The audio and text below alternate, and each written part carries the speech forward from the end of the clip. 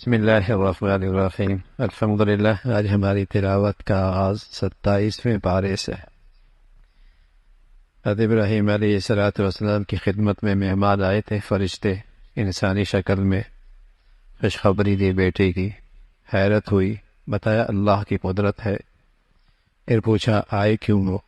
فرمایا ایک نافرمان قوم جو انتہا درجے کی بے راہ روی کا شکار ہوئی ہے، اس کی ہلاکت کا فیصلہ ہوا ہے۔ وہ قوم لوط ہے، اس کی ہلاکت کے لیے اللہ نے آسمان سے پتھر بھیجے، ساری قوم ہلاک ہوئی۔ ایک مکرانہ بچہ جو اسلام پر تھا۔ پھر عاد اور ثمود اور فرعون، ان کا انجام کا تذکرہ فرمایا، کس طریقے سے فرعون غرق ہوا اپنے لاؤ لشکر کے ساتھ۔ عاد پر کیسی تند و تیز ہوا چلی، ریزہ ریزہ ہو کے رہ گئے۔ ثمود پر ایک چیخ آئی، پھٹ کے رہ گئے کلیجے ان کے۔ اللہ کی قدرت بہت ہے، بڑی ہے۔ زمین و آسمان کا نظام اس نے بنایا ہے۔ اللہ کے حبیب کو فرمایا آپ لوگوں کو نصیحت کرتے رہا کریں، ایمان والوں کو نصیحت نفع دیتی ہے۔ حضرات مفسرین نے لکھا قرآن کی یہ بات ہے کہ ایمان والوں کو نفع دیتی ہے، تو چونکہ کہنے والا بھی ایمان والا، سننے والا بھی ایمان والا، تو نفع ضرور ہوتا ہے، نفع ضرور ہوتا ہے۔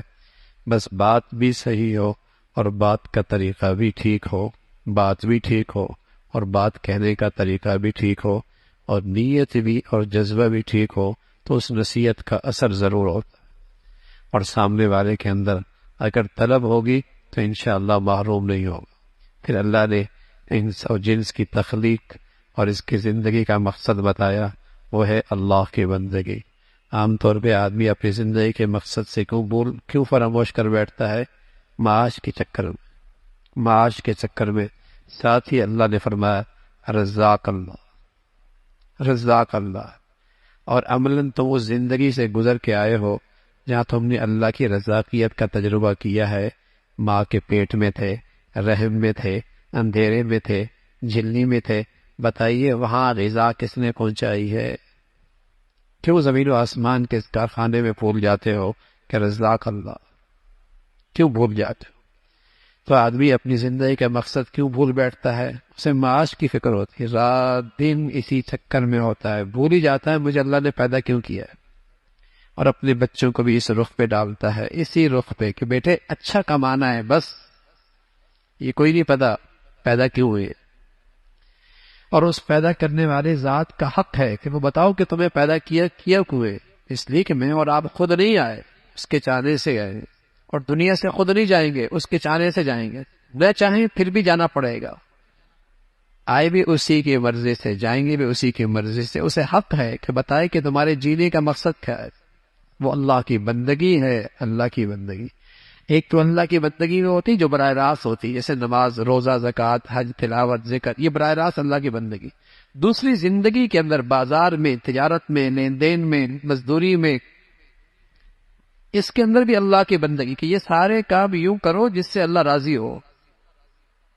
انہی بازاروں میں بھی اللہ کی بندگی ہو سکتی ہے، انہی سڑکوں پر بھی اللہ کی بندگی ہو سکتی ہے، انہی فیکٹریوں کارخانوں میں بھی اللہ کی بندگی ہو سکتی ہے کہ اس کو یوں کرو جیسے اللہ کی رضا ہے، جس میں اللہ کی چاہت ہے، جیسے اللہ کا حکم ہے۔ تو وہ زندگی بھی عبادت، مسجد کی زندگی بھی عبادت، وہاں بھی بندگی، یہاں بھی بندگی۔ یہی تو زندگی کا مقصد ہے، یہی زندگی کا مقصد ہے۔ اس کا تذکرہ فرمایا۔ پھر سورہ طور ہے، سورہ طور کئی سارے قسمیں کھائیں، اور پھر فرمایا قیامت کا دن آنے والا ہے، قیامت واقع ہوگی، قیامت واقع ہوگی، عذاب آئے گا۔ اور جنتیوں کا تذکرہ فرمایا، جنتی نعمتوں میں ہوں گے، مسیحیوں پہ ٹیک لگائی ہوں گے، مشروبات پی رہے ہوں گے، چھوٹے چھوٹے بچے جنت میں ارد گرد گھومتے پھر رہے ہوں گے جیسے چھوٹے چھوٹے موتی ہوتے، اور جھپٹ کے ایک دوسرے سے مشروبات پی رہے ہوں گے۔ ان سے پوچھا جائے گا یہ سارا انعام تم پر کیوں ہوا؟ فرمایا ہم دنیا میں غافل نہیں تھے اس دن سے، ہم اللہ سے ڈرتے تھے کہ ہمیں اللہ کے سامنے پیش ہونا ہے۔ آج اس کا صلہ، آج اس کا انعام، اس کا یہ بدلہ ہے۔ اللہ کے حبیب صلی اللہ علیہ وسلم کی شان کا تذکرہ ہے۔ جو گستاخی کیا کرتے تھے نا آپ، ہمیشہ اللہ کے نیک بندوں کے ساتھ اہل باطل بدتمیزی کا معاملہ کرتے ہیں، آپ کو کہا کرتے تھے کاہن ہیں، مجنون ہیں، ساحر ہیں، کم عقل ہیں، یہ ساری باتیں اہل دین کے ساتھ، حضرات انبیاء کے ساتھ بھی اہل باطل نے ایسا سلوک اور ایسا رویہ اختیار کیا۔ آپ کی عظمت اور شان کا تذکرہ ہے۔ پھر سورہ نجم ہے جس میں اللہ رب العزت کے نبی کو خاص معجزہ معراج کا ملا۔ آپ آسمانوں پہ تشریف لے گئے اور آپ بیت المعمور گئے۔ معمور دنیا کا قبلہ بیت اللہ، آسمانوں کا قبلہ بیت المعمور، وہاں فرشتے طواف کرتے ہیں، جو ایک مرتبہ طواف کرتے ہیں جن کی باری آتی ہے قیامت تک دوبارہ باری نہیں آئے گی۔ فرشتے اللہ کی اتنی زیادہ مخلوق ہے، اتنی بڑی تعداد۔ تو زمین پر بھی اللہ کا قبلہ ہے بیت اللہ، آسمان پر بھی قبلہ ہے بیت المعمور، فرشتے اس کا طواف کرتے ہیں۔ آپ سدرۃ المنتہا تک پہنچے، وہاں فرشتوں سے براہ راست بات ہوئی، اللہ سے بات چیت ہوئی، جنت جہنم دیکھی، اس کا تذکرہ، اور پھر دنیا میں تشریف لائے، انعام لے کے آئے امت کے لیے۔ کیا؟ نماز کا تحفہ لے کے آئے، نماز کا تحفہ لے کے آئے۔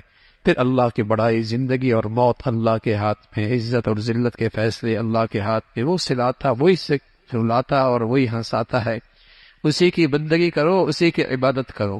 زمین والے تو مان کو ہی نہیں رہے تھے کہ اللہ کے نبی ہے، معجزہ دیکھ رہے تھے، اللہ کی قدرت کے سارے شکار نبی کے ہاتھوں سے ان کی آنکھوں کے سامنے تھے، سمجھ بھی نہیں آ رہی، کہنے لگا آپ واقعی اللہ کے پیغمبر ہیں تو یہ سورج چاند تو ٹکڑے ہو جائے، ہم مان لیں گے آپ اللہ کے نبی ہیں۔ آپ علیہ الصلوۃ والسلام نے یوں انگلی کی، انشق القمر، سورج چاند دو ٹکڑوں میں ہو گیا، اور جیسے ہی دو ٹکڑے میں ہوا تو مشرک چونکہ ضدی تھا، ناواقف تو نہیں تھا، ضدی تھا، آپ ناواقف تو نہیں تھا، اس لیے کہ وہ آپ کو ایسے جانتا تھا جیسے اپنے بچوں کو جانتا ہے، وہ پوری زندگی آپ کی اچھی طریقے سے جانتا تھا، سچائی، دیانت، امانت خوب جانتا تھا، لیکن چونکہ ضدی تھا، تکبر تھا، اور اس کے سامنے مفادات تھے، آپ کی پیروی کریں گے مفادات سے دستبردار ہونا پڑے گا، نہیں مانا، کہنے لگا او ہو اس کا جادو زمین پہ بھی چلتا ہے، اس کا جادو آسمان پہ بھی چلتا ہے۔ ضدی آدمی کے لیے ماننا اطاعت بہت مشکل ہوتی ہے، اس کا تذکرہ فرمایا، نہیں مانے۔ پھر قوم عاد اور قوم ثمود، اور ان قوموں کی ہلاکت کا تذکرہ قوم عاد کا، اور اللہ نے کئی قوموں کا ہلاکت کا تذکرہ فرمایا، اور بار بار ایک جملہ کہا، قرآن نصیحت لینے کے لیے بڑی آسان کتاب ہے، نصیحت لینے کے لیے بڑی آسان کتاب ہے۔ قرآن میں دونوں قسم کے الفاظ ہیں، کہیں تو فرمایا فَاسْأَلُوا أَهْلَ الذِّكْرِ إِن كُنتُمْ لَا، علم والوں سے پوچھ لیا کرو، یہ بھی قرآن کی آیت، علم والوں سے پوچھ لیا کرو۔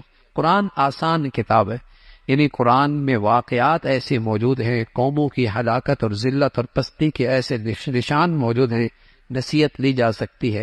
اور جہاں تک قرآن سے احکامات کا مسئلہ ہے وہ پھر اہل علم سے پوچھو، دونوں چیزیں قرآن کے اندر اس چیز کی رہنمائی موجود ہے، اس کا تذکرہ فرمایا۔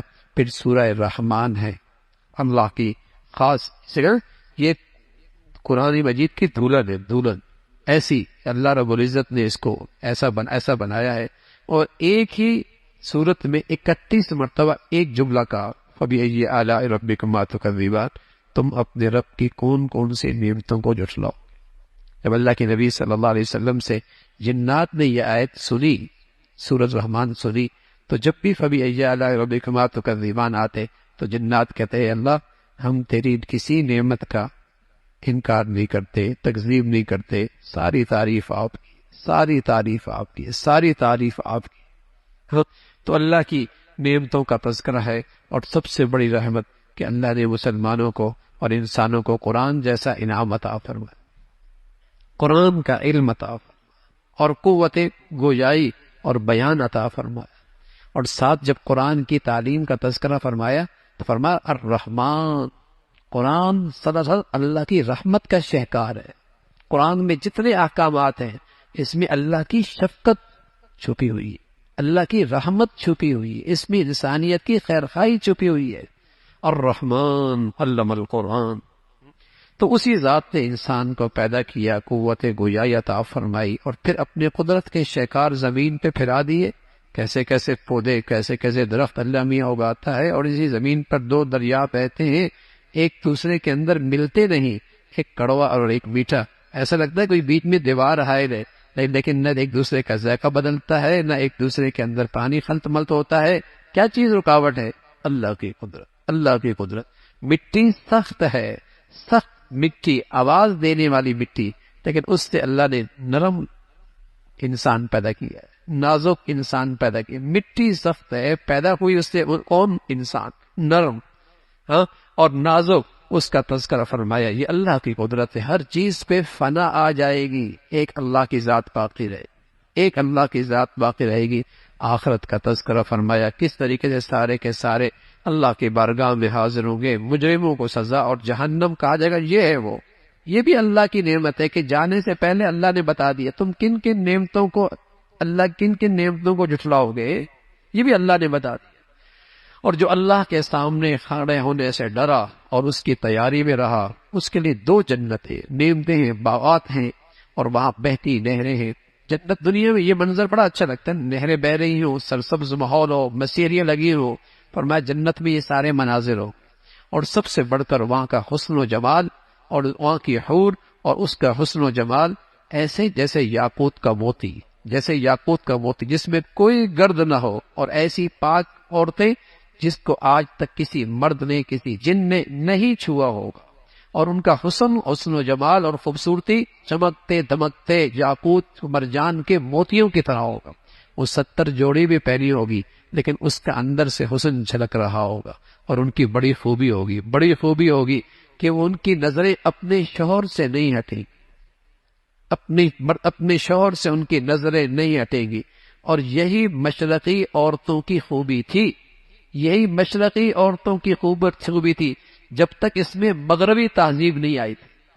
یہی مشرقی اور مسلمان عورتوں کی خوبی تھی، مجال اپنے مرد کی نظر سے اس کی ہٹے. اور یہی مرد کی آنکھوں میں وفا تھی، مجال ہے وہ اس کی آنکھوں میں اپنی بیوی کے لیے بے وفائی ہو.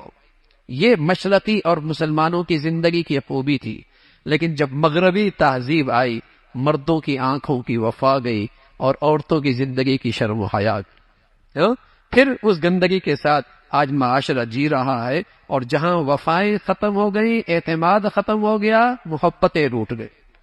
اور جب تک یہ مشرقی طبقہ، مشرقی معاشرہ اسلامی زندگی پہ تھا تو ان کی عورتوں میں جنت کی خوبیاں تھیں. مجال ہے ان کا میاں ان کی نظروں سے اوجل مہینوں سالوں، لیکن مجال ہے اس کی نظر کسی اور کی طرف جائے. تو یہی جنت کی بڑی خوبی ہوگی کہ ان کی نظریں اپنے شوہروں سے نہیں ہٹیں گی. ان نعمتوں کا تذکرہ فرمایا، وہاں کے حسن و جمال کا تذکرہ فرمایا، اور بار بار وہی تم اللہ کی کن کن نعمتوں کو جھٹلاؤ گے. پھر سورہ واقعہ ہے جہاں انسانوں کی 3 تقسیم ہو جائیں گی، اولین، اور پھر اصحاب الیمین دائیں ہاتھ والے اور بائیں ہاتھ والے، اور نیکیوں میں بہت سبقت کرنے والے. 3 قسم کے طبقے ہوں گے.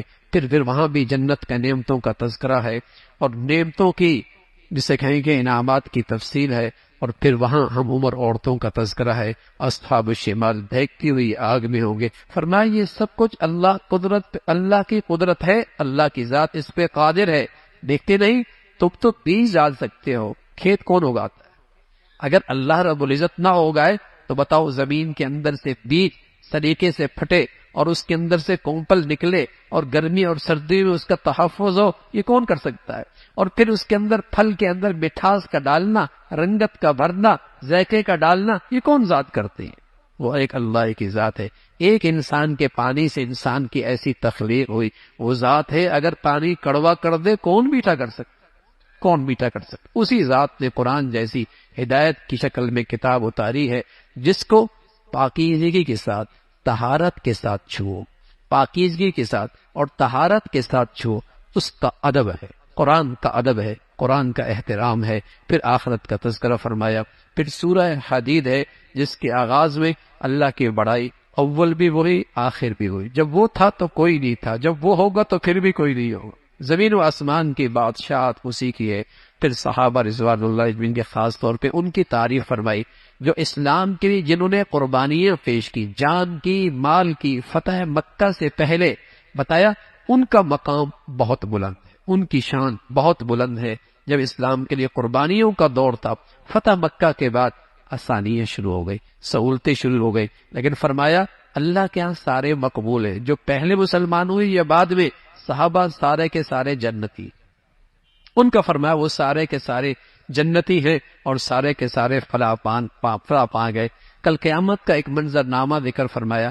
جب ایمان والے جا رہے ہوں گے، ان کے اگر ان کا ایمان کی روشنی ہوگی جو ان کے تمام مشکل گھاٹیوں سے، اندھیروں سے وہ روشنی انہیں کام آ رہی ہو۔ منافق کہیں گے ٹھہرو ٹھہرو، تمہاری روشنی سے کچھ ہم بھی فائدہ اٹھا لیں۔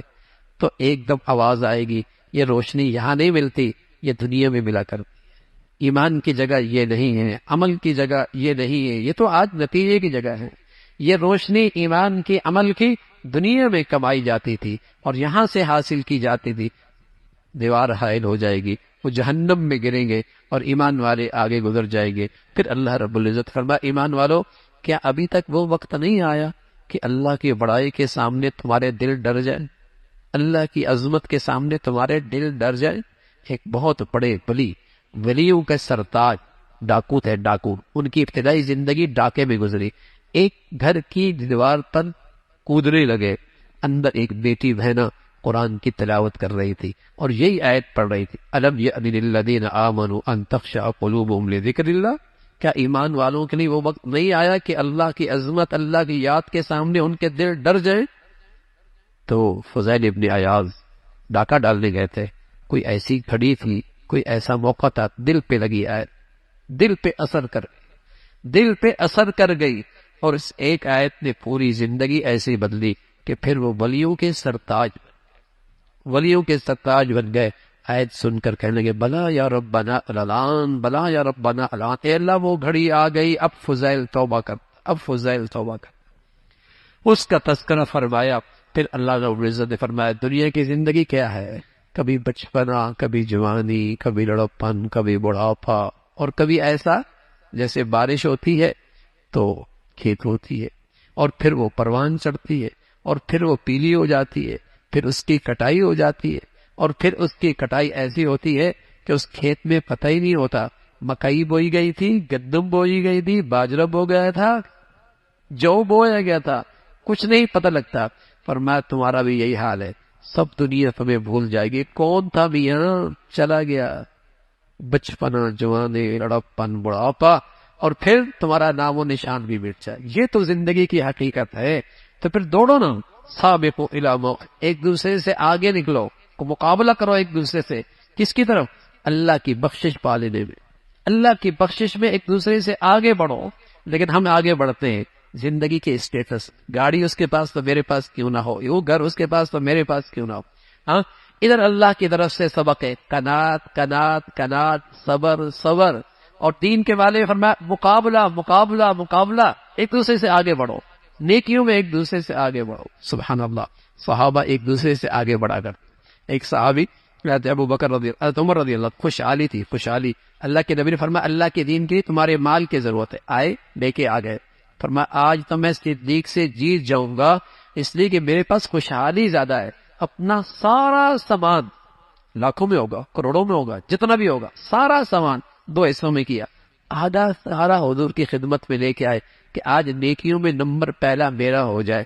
اتنے میں حضرت صدیق اکبر آئے، کہا تم کیا لے کے آئے؟ کہا یا رسول اللہ میں سارا ہی لے کے آیا ہوں۔ اب فرمان لگے اس آدمی سے آگے نہیں نکل سکتے۔ وہاں بھی مقابلہ ہوتا تھا، لیکن نیکیوں میں اجر و ثواب میں وہاں بھی ہوتا تھا۔ فرمایا بڑھو، ایک دوسرے سے آگے نکلو اللہ کی بخشش پانے میں اور اس جنت کی طرف جس کی وسعتیں زمین و آسمان سے بڑھ، اور یہ نیک اور پرہیزگار لوگوں کے لیے تیار کر رکھی ہے۔ باقی دنیا، فرمایا کچھ مل جائے اتراؤ نہیں، ہمیشہ نہیں رہتا، حسن بھی نہیں رہتا، ڈل جا کرتا ہے، جوانی بھی نہیں رہتی، بڑھاپا آ جا کرتا ہے، جیب بھی نہیں بھری رہتی، خالی ہو جا کرتا ہے۔ تم عہدوں پہ ہمیشہ نہیں بیٹھا کرتے، اتار دی جاتے ہو۔ کچھ مل جائے تو اتراؤ نہیں، شکر کرو، اور کچھ چلا جائے تو مایوس نہ ہو، صبر کرو، تب بھی گھاٹا کوئی نہیں۔ اللہ کی رحمت پہ نظر رکھو، اس میں کوئی حکمت اور مصلحت ہوگی تاکہ تم بیکار نہ ہو۔ آدمی جب مایوس ہو جاتا ہے تو پھر محنت اور کوشش سے محروم ہو جاتا ہے۔ مایوسی نہیں، تقدیر پر ایمان رکھو، مل گیا تو شکر کرو، نہیں ملا تو سمجھو اسی میں میرے لیے خیر ہو، تاکہ نکمے نہ بنو، ڈپریشن میں نہ جاؤ، تاکہ ڈپریس نہ ہو۔ اس کا تذکرہ فرمایا۔ پھر اللہ نے لوہا اتارا جس میں اللہ رب العزت نے سختی، طاقت، حفاظت رکھی ہے۔ اللہ کرے یہ لوہت کی ساری شکلیں دین کے تحفظ کے لیے استعمال ہوں۔ پھر حضرت نوح علیہ الصلوۃ والسلام کا تذکرہ اور دیگر انبیاء کا تذکرہ، اور آخر میں ہمارے نبی سے پہلے جو سب سے آخری نبی آئے وہ حضرت عیسیٰ علیہ السلام آئے، ان کو اللہ نے انجیل عطا فرمائی، اللہ نے ان کے دل بہت نرم کیا تھا، ان کے دلوں کے اندر بڑی رحمت تھی، اور پھر اللہ رب العزت نے اہل انجیل کو دعوت دی، اگر تم اسلام قبول کر لو گے، آخری نبی کی شریعت پر ایمان لے کے آ جاؤ گے، تمہیں دگنا ثواب ملے گا، پہلی شریعت پر ایمان لائے اس کا بھی دگنا بھی، باقی تقسیم نبوت کی تقسیم کرنا یہ اللہ کے اختیار میں، اللہ نے اپنے آخری نبی محمد رسول اللہ کو چنا ہے، اس کا تذکرہ فرمایا، اللہ عمل کی توفیق نصیب فرمائے۔